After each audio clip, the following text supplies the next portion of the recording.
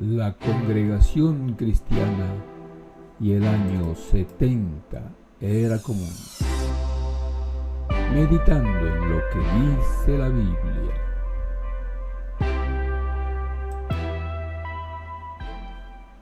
Es el día 10 de Nisan del año 33 era común. Jesús está llegando a Jerusalén.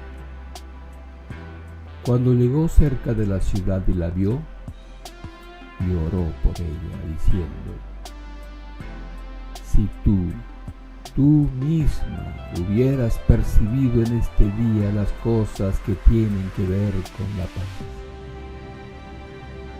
Pero ya han sido escondidas de tus ojos, porque te llegarán días en los que tus enemigos levantarán a tu alrededor un cerco de estacas puntiagudas. Te rodearán y te asediarán por todos lados. A ti y a tus habitantes los derribarán al suelo y no dejarán en ti piedra sobre piedra, porque no percibiste el tiempo en que se te estaba inspeccionando.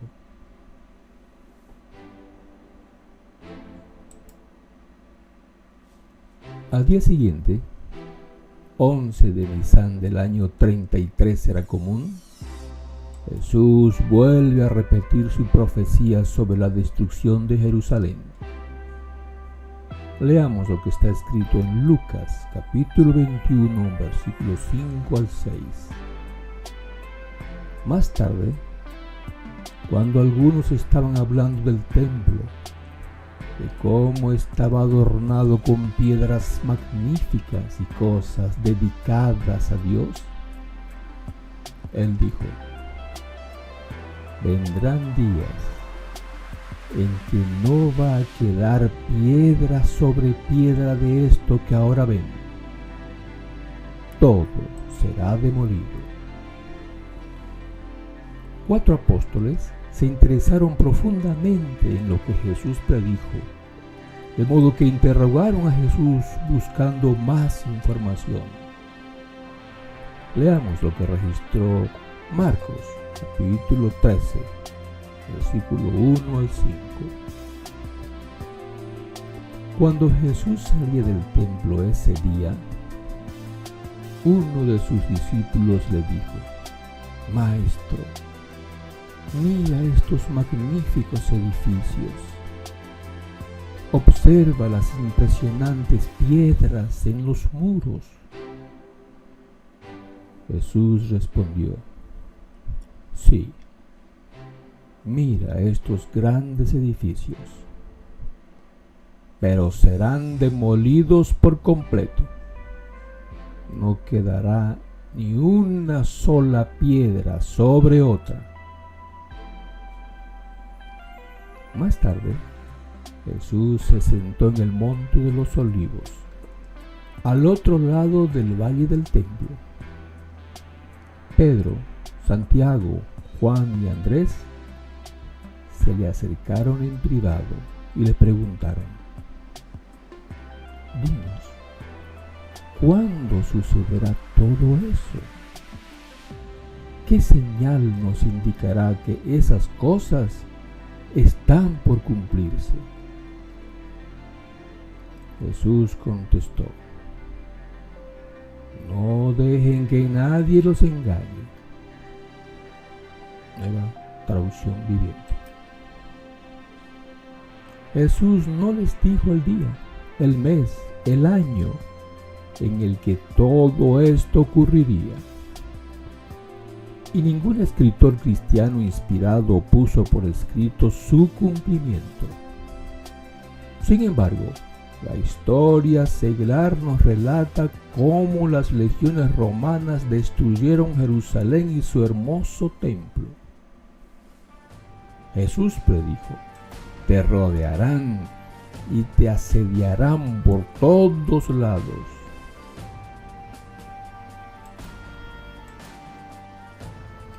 a ti y a tus habitantes los derribarán al suelo.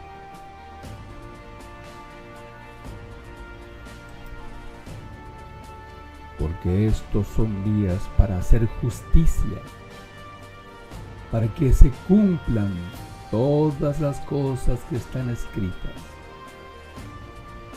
Ay de las mujeres que estén embarazadas o amamantando en esos días, porque habrá gran angustia en esta tierra y habrá ira contra este pueblo, y caerán muertos a filo de espada, y serán llevados prisioneros a todas las naciones,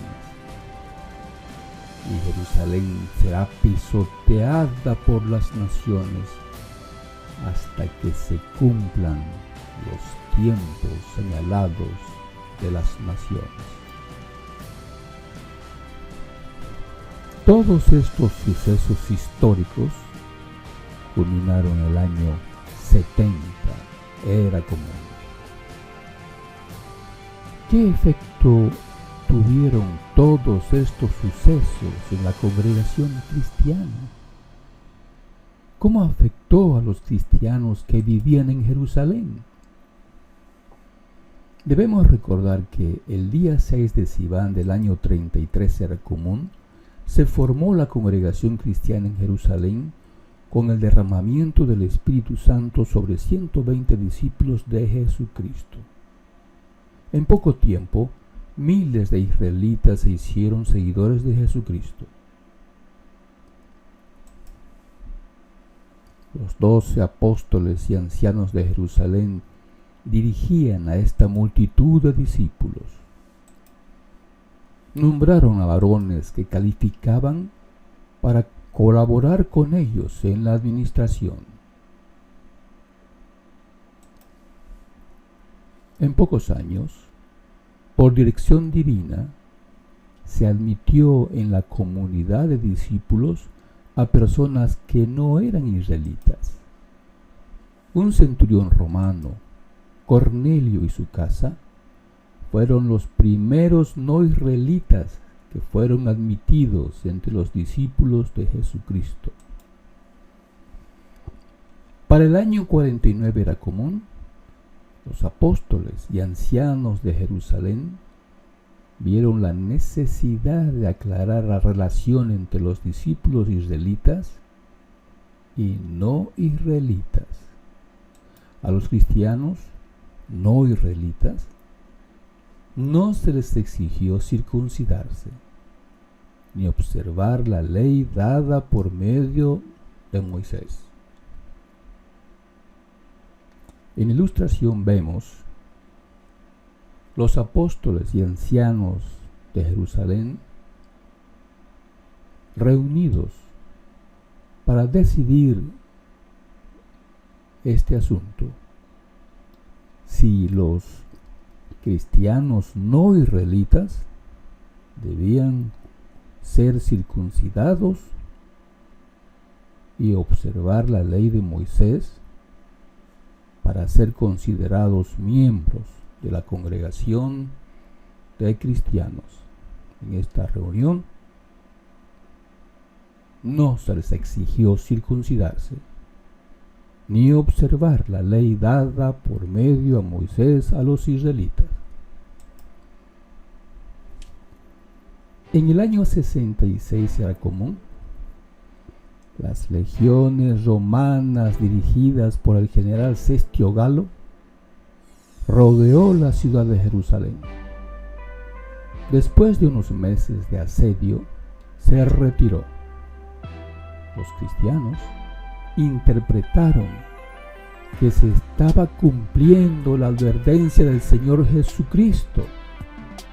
Él les había dicho que huyeran de la ciudad. Vamos a leer el registro en Lucas, capítulo 21, versículo 20 al 21.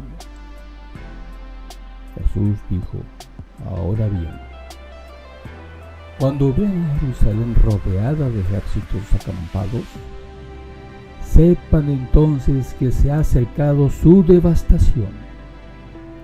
Entonces los que estén en Judea, que huyan a las montañas. Los que estén en medio de Jerusalén, que se vayan de allí. Y los que estén en el campo, que no entren en ella. La historia seglar nos informa que los cristianos obedecieron y huyeron de la ciudad de Jerusalén, incluyendo los apóstoles y ancianos que dirigían a las congregaciones de todo el mundo. Los apóstoles y ancianos que dirigían las congregaciones de los cristianos de todo el mundo huyeron de Jerusalén y nunca más se volvieron a juntar. La administración de la congregación de cristianos de todo el mundo desde Jerusalén terminó para siempre. En el año 70 era común. Las legiones romanas volvieron a sitiar a Jerusalén, esta vez al mando del general romano Tito, y la destruyeron totalmente. No había en Jerusalén cristianos fieles, porque habían huido cuando se les presentó la oportunidad. En el año 70 era común. Significó un gran cambio para las congregaciones cristianas. Las congregaciones de cristianos se vieron obligadas a funcionar de forma autónoma, cada congregación con su cuerpo de ancianos. Los apóstoles habían sido dispersados por todo el mundo. La administración desde Jerusalén terminó. Aquí en la ilustración vemos una congregación de cristianos en sus reuniones. Eran congregaciones autónomas. Ya no había un cuerpo de ancianos con los apóstoles para dirigirlos. La destrucción de Jerusalén, el templo de Jehová y los registros genealógicos de los israelitas influyó profundamente en todos los cristianos. Era evidente que los cristianos israelitas no eran espiritualmente hablando superiores a los cristianos no israelitas. Todos eran una comunidad de hermanos a los ojos de Dios. Todos eran hijos de Dios, herederos de Dios.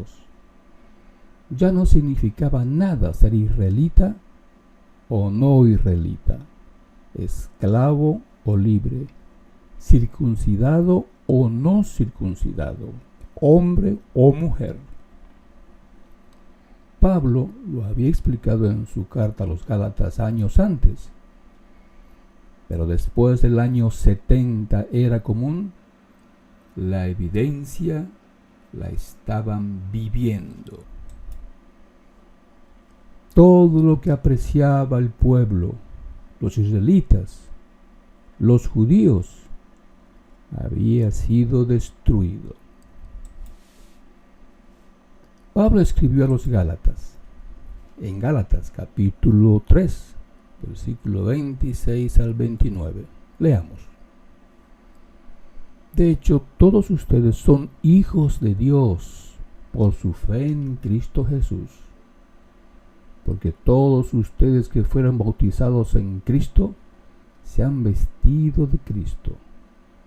No hay ni judío ni griego. No hay ni esclavo ni hombre libre.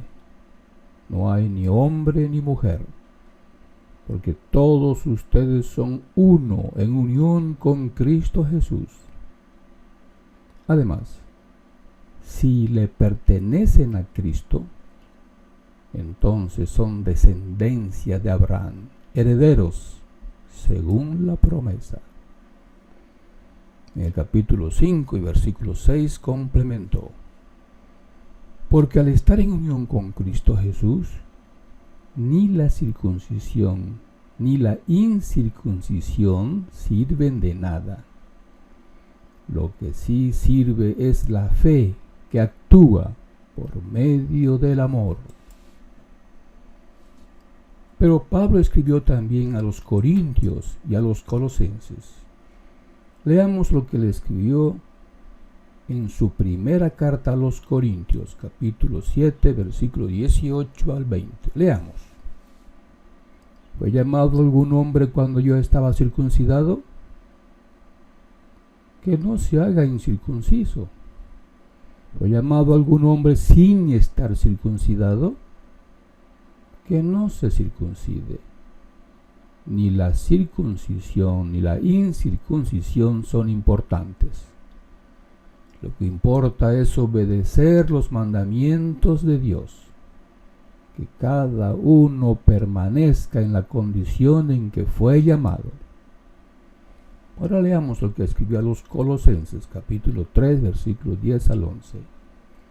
Vístanse con la nueva personalidad que por medio del conocimiento exacto se va renovando según la imagen del que la creó, y en la que no hay ni griego ni judío, ni circuncisión ni incircuncisión, ni extranjero, ni escita, ni esclavo, ni hombre libre, sino que Cristo es todas las cosas y está en todos. El apóstol Pablo escribió también a los cristianos de Éfeso. Vamos a leer lo que le escribió en su carta, capítulo 2, versículo 17 al 22. Él vino y les anunció las buenas noticias de paz a ustedes, los que estaban lejos, y paz a los que estaban cerca. Porque mediante él ambos pueblos podemos acceder libremente al Padre por medio de un solo Espíritu. Así que ustedes ya no son extraños ni extranjeros, sino que son ciudadanos junto con los santos y son miembros de la familia de Dios, y han sido edificados sobre el fundamento de los apóstoles y profetas. Y Cristo Jesús es la piedra angular de fundamento. En unión con Él, el edificio entero, que está armoniosamente unido, va creciendo hasta convertirse en un templo santo para Jehová. En unión con Él, ustedes también están siendo edificados juntos para convertirse en un lugar donde Dios habite por Espíritu. El apóstol Pablo, al comparar la congregación cristiana a un edificio en construcción, está usando la misma idea de Jesucristo cuando dijo a Pedro, en Mateo capítulo 16, versículos 13 al 20. Tú eres Pedro, y sobre esta roca edificaré mi congregación, y las puertas de la tumba no la vencerán.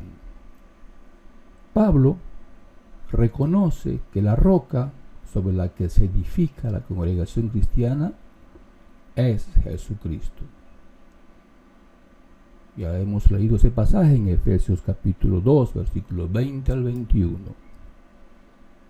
Así es, Jesucristo es el único líder, el único caudillo, el cabeza de la congregación cristiana por todo el mundo, a través de casi 2000 años ya.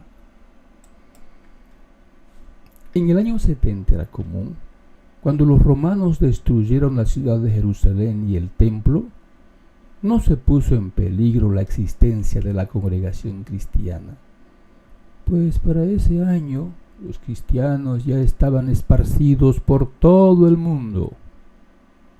Lo que desapareció fue la administración apostólica desde Jerusalén.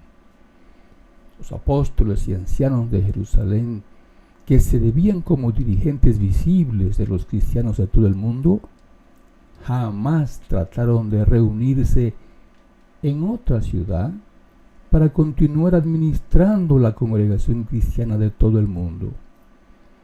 Entendieron que es Jesucristo quien dirige a las congregaciones y Él no necesita que alguien le sirva como el vicario de Cristo, como el cuerpo gobernante.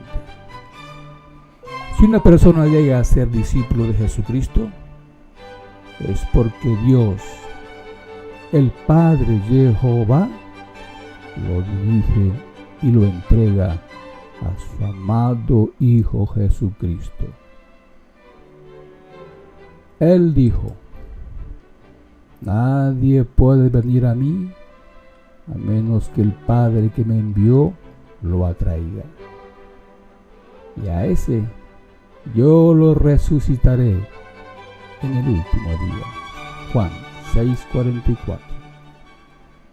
Jesucristo nunca ha dejado su puesto de cabeza en la congregación cristiana en manos de un hombre o un grupo de hombres. Al terminar el primer siglo, Jesucristo manda cartas a 7 congregaciones cristianas de Asia. El apóstol Juan le sirve como secretario. Jesucristo le dicta a Juan. Vamos a leer la carta que escribió a los Efesios. Primero vamos a ver el libro de Apocalipsis, capítulo 1, versículo 19 al 20. Dice: escribe las cosas que viste, las cosas que están sucediendo ahora y las cosas que sucederán después de estas. Este es el secreto sagrado de las 7 estrellas que viste en mi mano derecha y de los 7 candelabros de oro. Las 7 estrellas representan a los ángeles de las 7 congregaciones y los 7 candelabros representan a las 7 congregaciones. El capítulo 2 y versículo 1 continúa diciendo: escríbele al ángel de la congregación de Éfeso. Esto es lo que dice el que tiene las 7 estrellas en su mano derecha y camina entre los 7 candelabros de oro. Es obvio que Jesucristo dirige sus congregaciones. No necesita que un hombre o un grupo de hombres haga su trabajo. Jesucristo vive. Hemos llegado al siglo XXI y vemos organizaciones que se dicen cristianas, controladas por un hombre o un grupo de hombres. Se aferran a dogmas inventados hace siglos y que obviamente están equivocados. Se dan nombres que los separan de forma irreconciliable unas de otras. La situación es semejante a lo que ocurrió en la congregación de Corinto en el primer siglo. Pablo les escribió. Vamos a buscar la primera carta de Pablo a los Corintios, capítulo 1, versículo 12 al 13. Escribió: digo esto porque ustedes andan diciendo cada cual una cosa. Yo soy de Pablo, yo soy de Apolos, pues yo de Cefas y yo de Cristo. ¿Está dividido el Cristo? Pablo no fue ejecutado en el madero por ustedes, ¿verdad? ¿O acaso fueron ustedes bautizados en el nombre de Pablo? Desde el año 70 era común. Personas sedientas de gloria y poder se han metido en la congregación cristiana y han enseñado doctrinas que se han inventado. Enseñan que han heredado el puesto de los apóstoles de Jesucristo. Se imaginan que tienen la autoridad exclusiva de interpretar las sagradas escrituras cristianas, que son el único canal que Dios usa para comunicarse con la humanidad. Enseñan que sus dogmas son revelaciones dadas por Dios, y cualquiera que los cuestione merece ser expulsado de la membresía. Pablo advirtió a los efesios sobre estos falsos maestros. Desde Mileto mandó un mensaje a Éfeso para llamar a los ancianos de la congregación, y cuando se encontraron con él les dijo: cuídense ustedes mismos y cuiden del rebaño del cual el Espíritu Santo los nombró superintendentes para pastorear la congregación de Dios, que Él compró con la sangre de su propio Hijo. Sé que cuando me vaya, entrarán entre ustedes lobos feroces que no tratarán al rebaño con ternura. Y de entre ustedes mismos saldrán hombres que dirán cosas retorcidas para arrastrar a los discípulos y llevárselos detrás de ellos. Libro de Hechos, capítulo 20, versículo 17 al 30. Antes de morir, a finales del primer siglo, el apóstol Juan, el último apóstol vivo, escribió cartas a los cristianos de todo el mundo y denunció a los falsos maestros y lo que enseñaban. Leamos lo que escribió en su primera carta, capítulo 4, versículo 1 al 3. Amados, no se crean cualquier mensaje inspirado, sino pongan a prueba los mensajes inspirados para ver si provienen de Dios, ya que han aparecido muchos falsos profetas en el mundo. Así es como pueden saber si el mensaje inspirado es de Dios. Todo mensaje inspirado que reconoce que Jesucristo vino como ser humano proviene de Dios.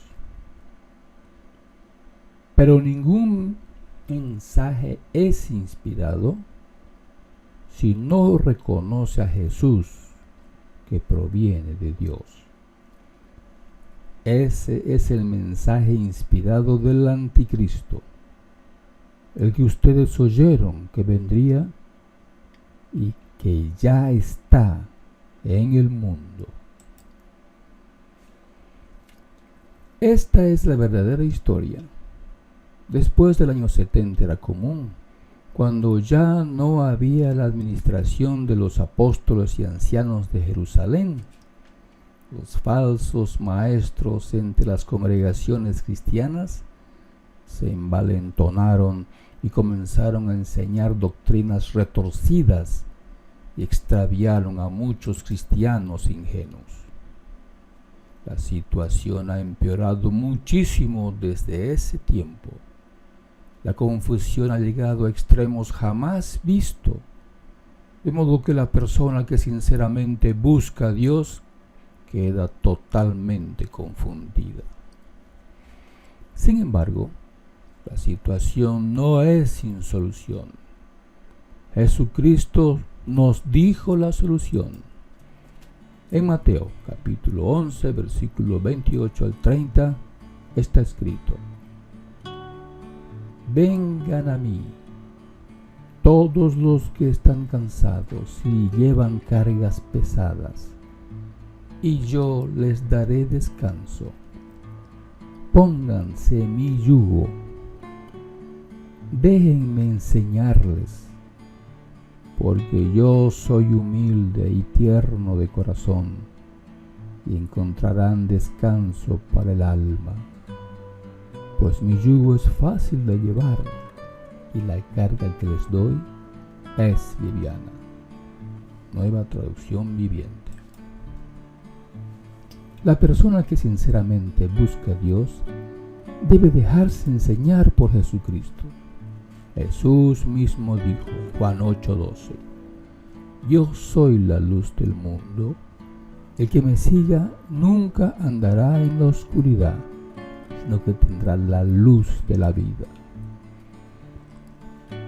Y en el versículo 31 al 32 del mismo capítulo dijo: ustedes son verdaderamente mis discípulos si se mantienen fieles a mis enseñanzas, y conocerán la verdad, y la verdad los hará libres.